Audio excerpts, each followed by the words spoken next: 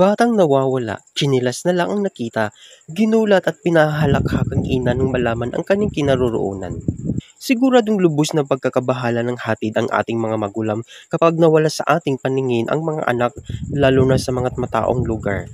Kaya't ganun na lang ang nararamdamang kaluwagan sa kalooban ng isang ina mula sa Cagayan de Oro na nawala ng anak sa pamamasyal, ngunit kalaunan ay natagpuan din. Ang nakakatuwa pa rito ay nadatnan niya itong natutulog na parang nasa bahay lang. Sa Facebook post ni Judah MG Abunitala, ibinahagi niya ang karanasan sa isang mall, partikular na sa isang sikat na pamilihan ng mga kagamitan sa bahay kasama ang kanyang mga anak.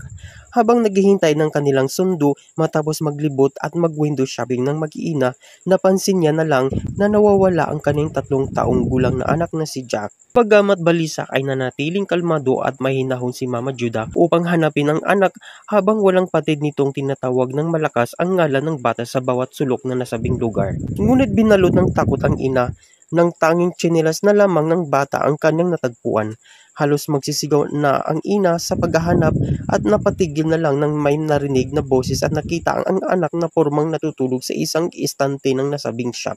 Katuwa-tuwa kasing naghahanap lang pala ito ng lugar kung saan makakapagpahinga.